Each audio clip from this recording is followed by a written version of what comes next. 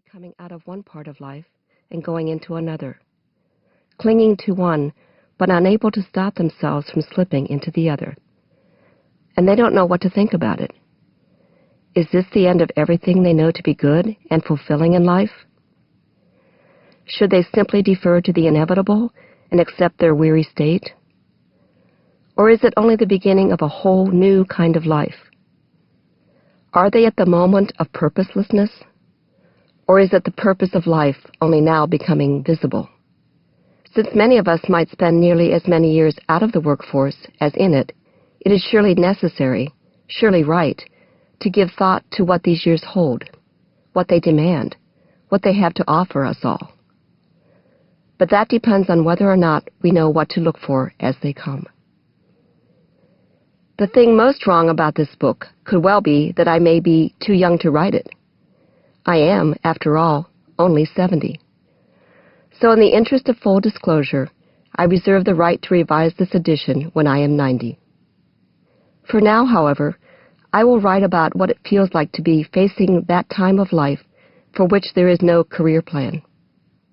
I will write about what I have seen in the older people I have lived with all my life, who go about living vital years past the time most people would call their productive ones. I will write about the transition into this last period of human growth and the way it can be lived as a summit time of life. There are, gerontologists tell us, 3 stages of old in our society. There are the young old, 65 to 74 years old, the old, 75 to 84, and the oldest old, at 85 years and over. All of these stages have some things in common, and each of them faces specific issues at the same time.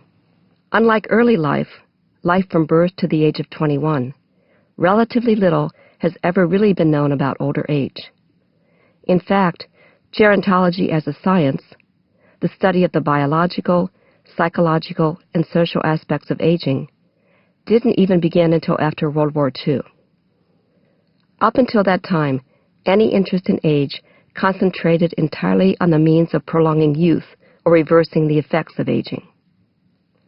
What gerontology is still lacking, however, is the awareness of the spiritual dimensions of the only part of life that gives us the resources we need to make a long-term evaluation of the nature and meaning of life itself.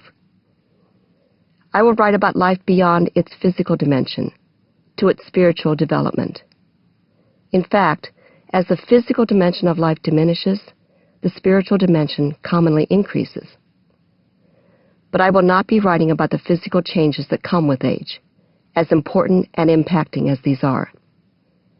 I will be writing instead about the mental and spiritual attitudes we bring to these challenges that really determine who we become as we advance from one stage of growing older to the next. I will not be writing about death itself. Death and age are not synonyms. Death can come at any time. Age comes only to the truly blessed. I will write, of course, on what it means to know, consciously and clearly, that we ourselves are drawing closer to that time. I will write about you and me and the significance of this time for all the years behind us, as well as all the days ahead, and there will be many. The gift of years comes to many more than realize that these later years are gift, not burden. Not everyone who lives them either understands them or welcomes them. This book is about the enterprise of embracing the blessings of this time and overcoming the burdens of it. That is the spiritual task of later life. This is a special period of life, maybe the most special of them all. But with it come all the fears and hopes of a lifetime. To live these years well, we need to look at every one of the fears and hopes head up and alive. Life is not about age, about the length of years we manage to eke out of it. It is about aging, about living into the values offered in every stage of life. As E.M. Forster wrote, we must be willing to let go of the life we have planned so as to have the life that is waiting for us. It is time for us to let go of both our fantasies of eternal youth